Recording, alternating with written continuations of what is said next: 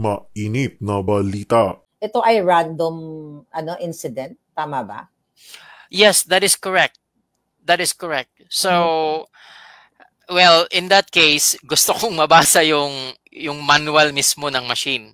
You know, because I am not sure. Kasi, kumbaga, limited lang yung knowledge nila bakit may ganun discrepancy. Parang hindi nila maipaliwanag. Okay. So, since I challenged them, ang naging final resolution nila is we need to call the COMELEC. So ngayon ay ang pinakaabangang araw dahil makakasama natin ang testigo ng isang pangyayari o discrepancy sa nakaraang eleksyon or prior sa election 2025. Inilabas ko po sa inyo yung testimonya o yung ebidensya na nagpapakita na kung saan nagkaroon talaga ng discrepancies bago maghalalan or yung mga dayaan. So ngayon, hindi ko na patatagalin dahil kailangan ninyong makita na ang ating mga testigo, hindi ito kathang-isip lamang, kundi ito ay totoong tao. So makakasama natin ang nakarating sa atin na information. So niraise mo na nga ito at siguro magpa-fast forward na ako, no? John Lee. So, nabigyan ka ng show cause order, tama ba? Ano ba ang kwento dito sa show cause order nito na pinadala sa'yo?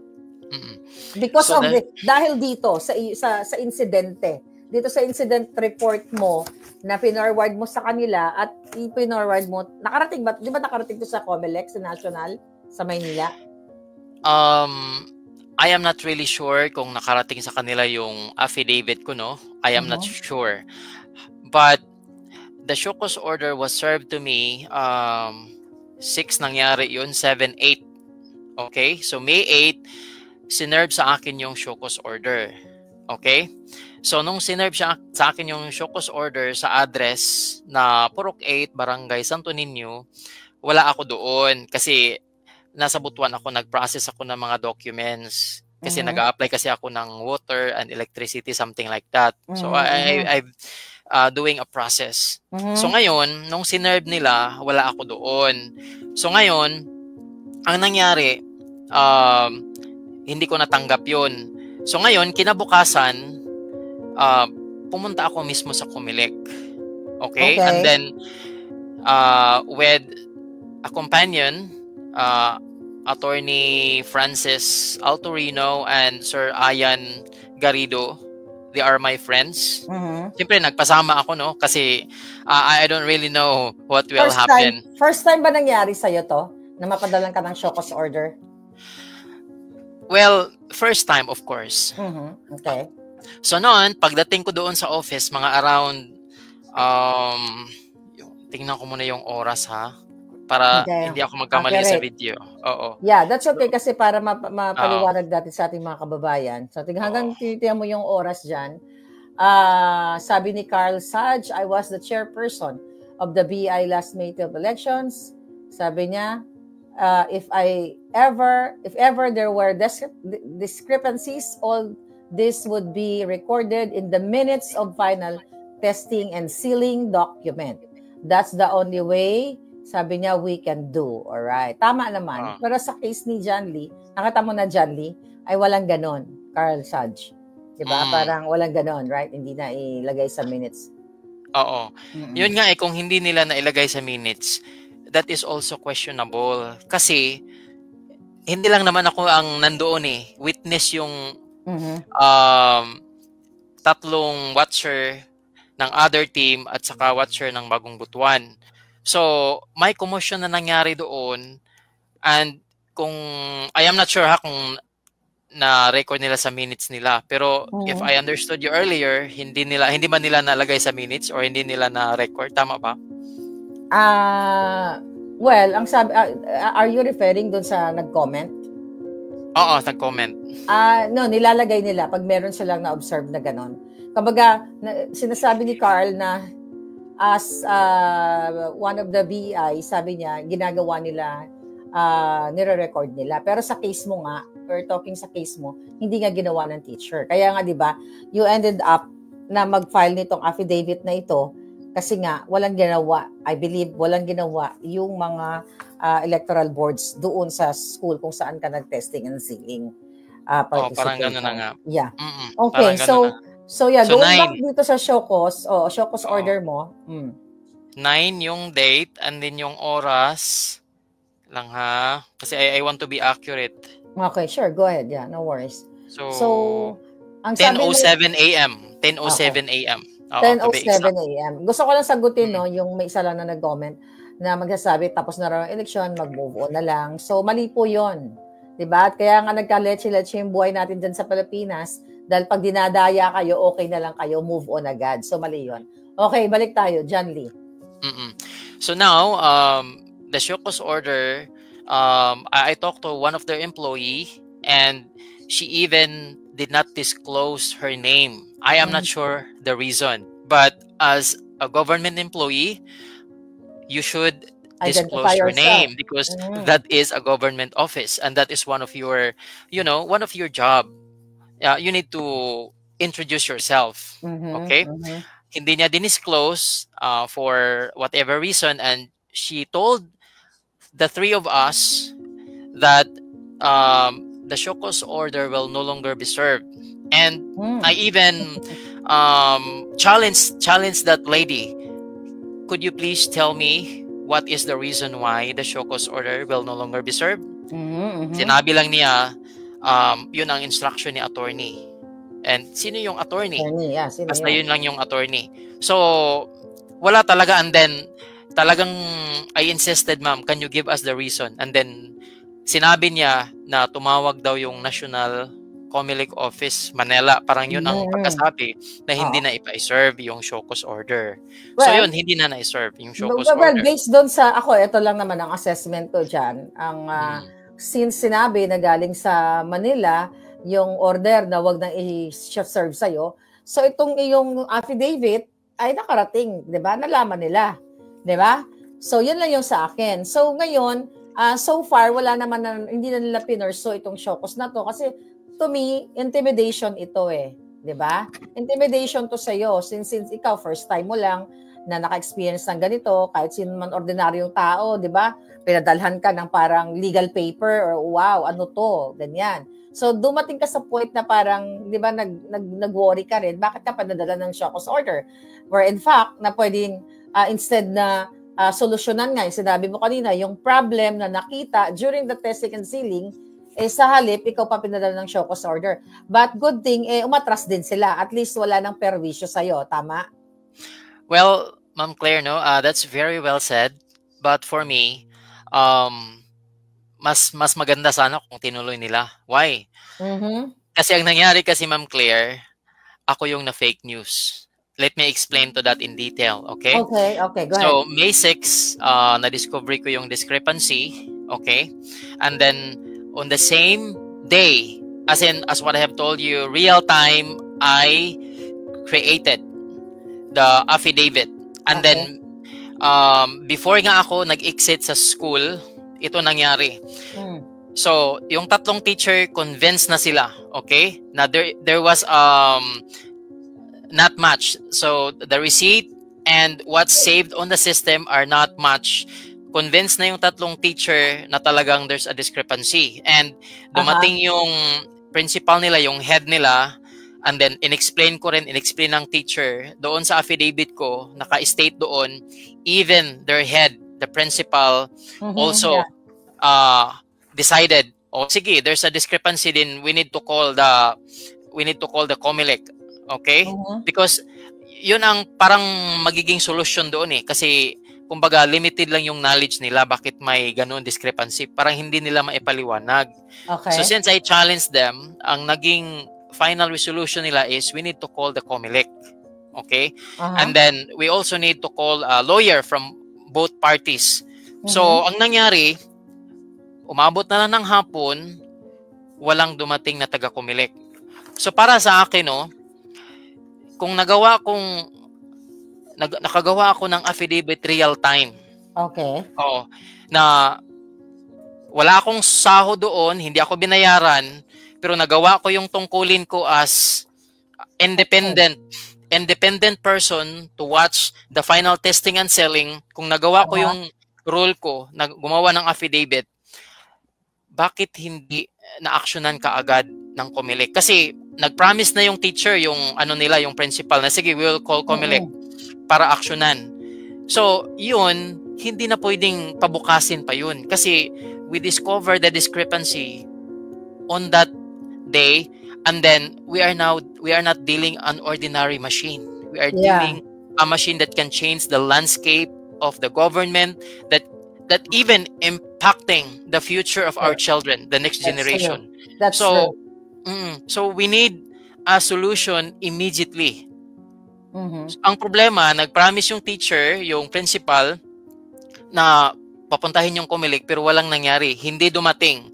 So ang nangyari, ginawa ko na yung part ko, I write my affidavit. Pinabasa ko kay ma'am before ako umalis. Ma'am, basahin mo muna. Ang ma'am na sinabi ko is si Ma'am Vilma Calio. Basahin mo muna. And then, she commented, John, parang may kulang kasi parang ang comment niya is parang hindi ko daw nasali yung pinull out namin yung actual na balot. So, parang yung naging comment niya. So, instead na ibigay ko na sa kanila yung copy sana, pero since merong comment si ma'am na i-add ko yun, so hindi ko na ibigay. Pero real time akong gumawa, ha? Real time ko sanang i-submit yun. So, siyempre, pag i-submit ko yun, wala din akong kopya. So, kailangan ko pang ipotocopy. And sa isip ko, kailangan ko ring panotaryuhan. Kasi para maging solid ba, para maging... I am not sure, pero yun ang nasa isip ko, na kailangan ko panotaryuhan. I think yun yung tama, dinaan mo sa legal way. Diba? Yung mga pag-document. So, kanina, before tayo mag-start, tama ba yung pagkakaintindi mo na parang ay na-address ng mga BI, ito yung mga teachers na ito, na ito ay random incident? Tama ba? Yes, that is correct. That is correct. So, well, in that case, gusto kong mabasa yung manual mismo ng machine. Because I am not sure. Tawagin kaya natin si Attorney Glenn Chong kasi tama ba yung sasabihin nila? Attorney Glenn? Tama ba? Attorney Glenn, you're live. So, yun na pinag-uusapan namin ni John Lee. Ayan, naikwento niya na. At least narinig nating mga viewers. Yun nga. So, yung incident na pinipresent natin dito ay na-address na wala talagang ginawa yung, electoral board. So, at parang ina-address nila, it's just a random thing. What is your comment dyan sa yan? Base doon sa Smartmatic na mga makina, Ate Claire, John Lee, mga kababayan, ang sabi ng COMELEC, kasi may photograph yan ng balota natin, di ba? Ballot image. Yung image, ng ballot image, no? So, merong ballot image yan. So, ang sabi ng COMELEC na hindi siya sequential. As the ballots are inserted in the machine, pag pinalunok mo na ng makina ang balota mo, sinisave yung picture, di ba? May ballot image. Yes. So, hindi daw sequential yun. Randomized daw yun. So, I think that's what they mean doon sa explanation nila kay John Lee. Okay. No, it's an attempt to explain kasi nga, ang ibig nilang sabihin yung ballot number 9 and ballot number 10, hindi yun ang actual na balota ni John Lee. Kasi na-randomized yun. Na-randomized na. So, iba yun. But then, let me just, ito nga, mga kababayan, Ate Claire, I've been working on this for 15 years. No? Yes. So, marami na akong interaction sa COMELEC. I remember one time in 2013, nagbukas ng CF cards doon sa COMELEC, dito sa Intramuros. Sa baba kasi ng ballot image, meron yang file number, yung file name. So, kung sabi ng COMELEC randomized, so dapat magkaiba-iba ang number. 'Di ba? Magkaiba-iba ang number. Yeah. Kasi randomized eh. May file name eh. Ang ballot image, may file name sa taas, may file name sa baba.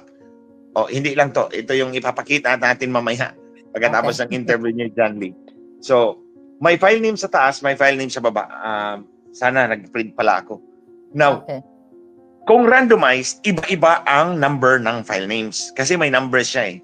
Numbered siya, pero iba-iba ang number.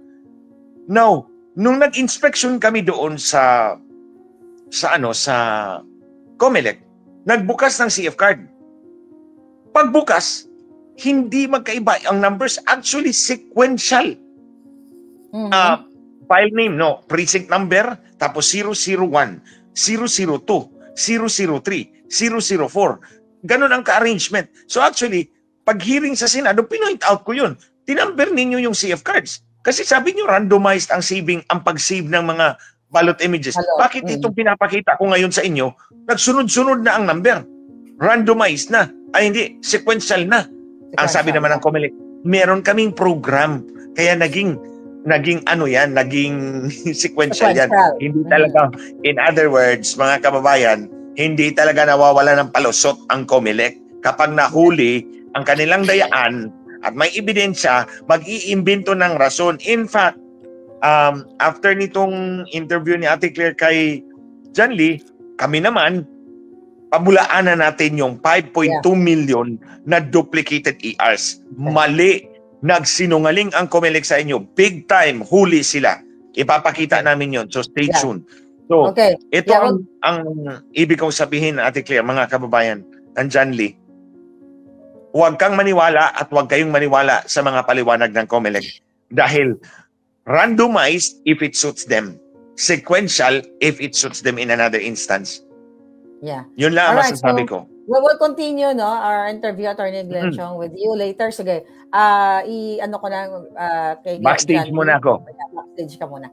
Okay, so John Lee, ayan, narinig mo galing kay Attorney Glenn, So siguro ang gusto nating ipunto sa mga kababayan natin, dahil kanina nga may nag-comment na mag-move on na lang tayo para bang after mong ikaw, testigo, na kahit papaano, nakataya na rin yung buhay mo, kredibilidad mo, dahil nga, sabi mo kanina, na sinasabi na parang ikaw yung na fake news. Gusto kong ibigyan ng gusto ko i-highlight, bakit mo sinasabi na parang ikaw pa ngayon ang nag-fake news sa kabila ng, na witness mo yung incident. Tama ba yung understanding ko doon, John Lee? Yes, Ma'am Claire. Ganito kasi nangyari. So, May 6 yung final testing and selling, and then the following day, ang ginawa ng, diba, on the same day, May 6, I requested to them na solve this problem, and then yung resolution nila is to call the COMELEC and then pupunta doon dapat. So ang nangyari, the following day, that was May 7. So as far as I know, parang pinull out nila yung machine doon sa precinct na yun, 240 Santo Niño, and then dinala nila sa city, sa COMELEC office mismo. And then around 3 or 4 or 5 p.m., 3 or 4 p.m., that was May 7, nag-live sila with the local media, and then yun, nag-manual count sila sa resibo, sa printed na electoral returns, and then iginiit nila na walang discrepancy. Tugma naman. Para sa akin, it doesn't make sense na yung following day nila na action plan. Why? Ano nangyari sa machine? Ito opinion ko lang to. Okay. Umuwi na lahat ng watchers. Maybe 3 or 5, maximum 5 p.m. Kung hindi ako nagkamali. Kasi ako nag-exit ako mga almost 2 p.m. Okay. Oo. Kasi nga, ang nasa isip ko, panotaryohan yung document. So ngayon, 5 siguro maximum or 6, umuwi na lahat na yung watchers, and then kung may natira man yung teachers na lang. So, di ba may discrepancy na na-discover on that day? Dapat masolve sana yun kung may dumating na COMELEC. Pero ang nangyari, wala, di ba? So, ang nangyari, umuwi na yung watchers, yung machine, naiwan doon with the teachers, and then, siyempre, kinagabihan, then kinaumagahan, and then, pinull out yung machine, dinala doon sa COMELEC. So, during the time na nawala na yung mga watchers, hindi na-solve yung issue, and then umabot sa kinabukasan, the credibility of the machine is at risk. Kasi nga may na-discover, hindi maiwasan ang isip ng tao na baka may something wrong. Yeah. Oo. Yun ang iisipin ng tao. Yun nga, I requested to them immediate solution para hindi ma-compromise yung credibility ng machine. May na-discover na issue, masolusyonan kaagad with the presence of the 6 watchers from other side, from other team. And so ngayon, nag-live sila doon, and then invite nila local media, and then kinount nila yung resibo at yung printed na receipt at saka yung printed na electoral returns. Pero para sa akin, it doesn't make sense na. Wala namang discrepancy doon sa printed na receipt at saka yung electoral returns. Hindi rin ako sure kung yung printed na electoral returns nagmamatch siya doon sa nakasave sa system. Hindi ako sure kasi yun yung na-discover ko So kahit bilangin mo yung printed receipt at saka yung electoral returns, there is something na parang hindi na yung consistent kasi nga the previous day may na-discover na. So ngayon, ang nangyari, so tapos na sila, no? And then nagpalabas yung one of the madam there, basta babae siya, sinabi niya na kung may na-discover daw na discrepancy, dapat the same day final ko yung gumawa ako ng affidavit and then ifa-file ko. Yes. Let me answer your challenge kasi parang hindi ko na final on the same day. No. Ayan na nga, Mali yung sinabi mo, madam, doon sa video, ha? Not the same day. I created my affidavit real time. Real time yun. Pinabasa ko kay ma'am, binasa niya, nag-comment siya. Pero since mayroon siyang comment, dinagdagan ko yun ang dahilan na hindi ko na ibigay sa kanila on that particular hour, mga around 12 past 12 p.m. So ngayon, kinagabihan, binalik yung affidavit, pinapirmahan sa kanila. So ngayon,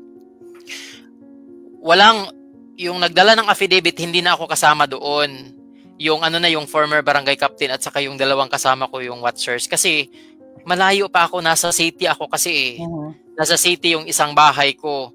So babalik ako doon, masyadong gabi na. So sinabi ko na lang sa kanila na please, since taga doon naman kayo na lang ang magpapirma sa kanila. Oo. So ngayon, ang nangyari, 'di ba, nag-video sila. After nag-video sila mga 3 to 4, umabot pa ng 5, kung hindi ako nagkamali. And then nagpalabas kaagad sila ng conclusion. Parang findings na na dapat final niya on the same day.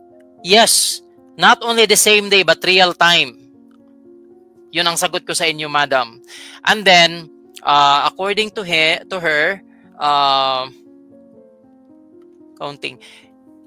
Kung nag-manual kayo na nagka-count doon, for me it doesn't make sense kasi nga ang issue wala doon sa printed receipt at saka yung electoral returns na pinrint ninyo, nandoon nakasave sa system. So nandoon yung na-discover ko yung issue. Okay? And then after that, isa sa mga procedure ng COMELEC dapat, pag may discrepancy na discovery, dapat hindi na i-continue yung pag-manual count. Hindi na. Dapat i-stop na yun and then address the discrepancy right away. Pero ang ginawa nila, yung teacher, hindi sila nakinig sa akin at saka sa ibang watcher na ipa-investigate, ipa-double check. Continue yung yung pag-manual count. Which is, it doesn't make sense. Kasi nga, yung sarili nilang sistema or yung pamamaraan, nilabag nila kasi nga may discrepancy, itigil na dapat, investigahan, pero continuous pa rin sila. So ma'am, yun ang sagot ko, madam, sa video mo. Well, siguro ang nakikita ko dyan, John Lee, ito, observation ko lang to. Yung mga machine na yun, ay intended to cheat naman talaga. So, hindi mo kailangan mag-agree sa sinabi ko, pero yun yung assessment ko. Ako lang, gusto ko lang ipakita ikaw dito sa taong bayan na ikaw ay witness na nagkaroon ng discrepancy yung mga machines. Kasi nga, lagi nga inuulit-ulit ni Attorney Glenn Chong, nasa kamay ng taong bayan ang future ng ating bayan. ang future ng ating kabataan. So I'm so happy na may isang John Lee na nanindigan, na nai-insist na ito yung nakita mong discrepancy.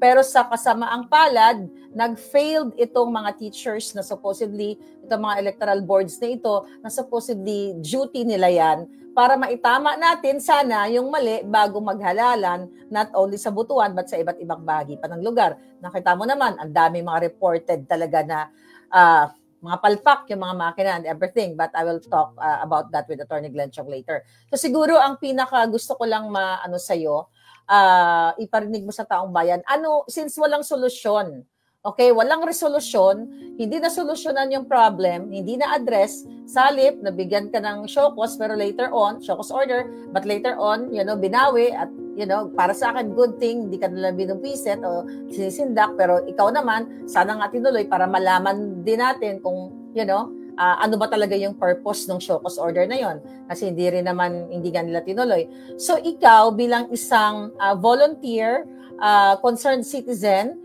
na gusto mo patas or clean and honest election, ano yung message na gusto mong iparating dito sa mga teachers na nandoon, okay, during that time na na-witness o ipakita mo na may discrepancy talaga.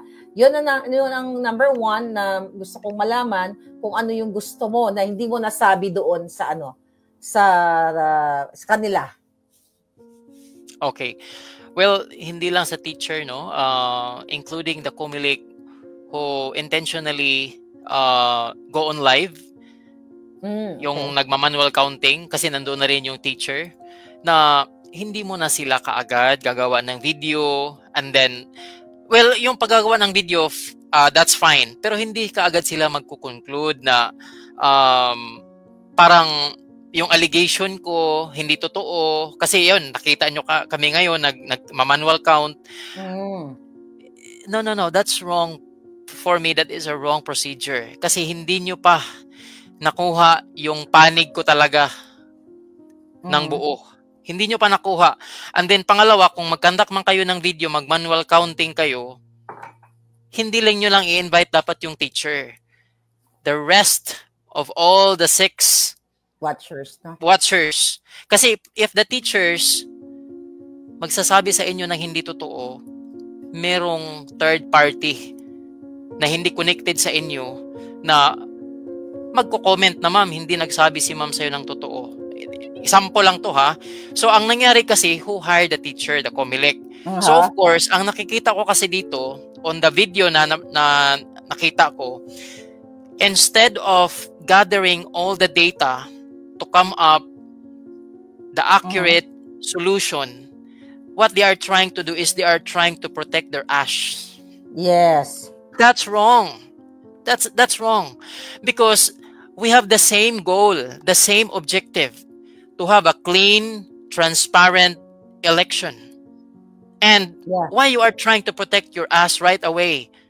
Hindi kayo nagfo-focus doon sa solution. Gathering data, investigation, get all the people involved, getting their affidavit, their testimony. Kasi ang nangyari, one-sided. Kinuha nila yung teacher, yung machine, and then nag-conduct sila doon. And then, kasi ang comment kasi nung madam doon sa video, yung binanggit ko kanina na hindi ko raw na-file yung affidavit real time, the same day. That's wrong. Siguro yun ang sinabi niya dahil yun ang sinabi ng teacher. I am not sure. That is why I challenge them, para patas, call the attention of the 6 watchers. Okay? Including me. Pero hindi nangyari yun eh. And then, ano pang ibang comment doon? Hindi raw consistent yung statement ko. No. Hindi mo pa nga ako nakausap eh. Hindi mo pa nga nabasa yung affidavit ko. Nagja-jump in ka na hindi consistent. Come on. That's wrong. In court, the judge will not make a final decision without gathering both parties' data information. Kahit nakuha na nila yung data information, magkakandak pa sila dyan ng analysis kung sino nagsasabi ng totoo based on the witness that are present during the time. Pero ang ginawa nyo sa video ninyo, parang walang discrepancy. Walang dayaan. walang dayaan, ako yung naging fake news, nagsasabi ng hindi totoo. In fact, nilabas niyo yung video na yun, yung statement na yun, around 5 o'clock or past 5, nag-file na kami the same hour ha, nandoon kami, nag-file na kami ng affidavit, pina-receive namin. Hindi nyo pa nabasa siguro. Kulang kulang. So, parang premature yung nagiging yung conclusion nyo doon sa video. I just want to clarify all the viewers, no, yung nanood, yung nag-comment, huwag kayong mag-judge kaagad. Gather the information from legitimate source. Kunin nyo muna yung panig. Pagkatapos, huwag nyo muna kaagad magawa ng desisyon. No. Analyze it. And then after that, that's the time that you can jump into conclusion. And then, Ate Claire, additional to, based on my observation, okay, because I'm really trained to, different types of machine, kung paano siya i-demonstrate sa tao. Okay? So, ang nakita ko rin na kakulangan, hindi ako nagmamaliit sa Kumilik ha, pero this is additional lang na tulong para sa inyo. During the time na nag-final testing and selling, nakikita kong kakulangan, okay? Hindi, ang mga teachers, hindi nila introduce yung pangalan nila, yung sarili nila, ano yung position nila. That is very important. That is foundational and that is basic. Why? Bago lang kami nagkita, first time lang namin nag-meet, and then they are dealing an important machine. So, kailangan i-introduce nila yung sarili nila because in order to connect to us, and if there is a connection, that's where trust is started. Yes. Walang nangyari Hindi nila in-introduce yung pangalan nila, and then paano din namin sila ma-approach ng maayos kung hindi namin kilala yung mga pangalan nila, di ba?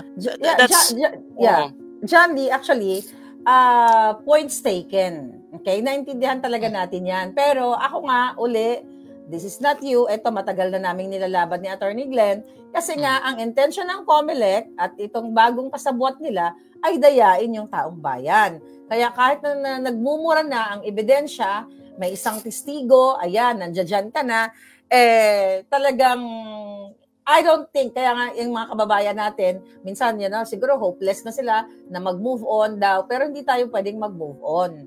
Kasi nga nakasalalay dito yung future ng taong bayan.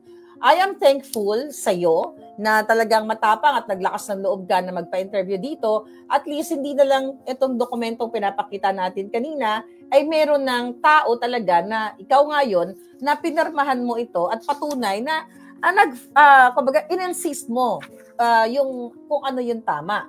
But it's sad to say, it's sad, reality na hindi ko naman nila lahat yung mga teachers dyan, maari sila ay talagang in-instructionan, na kahit anong makita nyo mga discrepancy, ignore it, brush it off,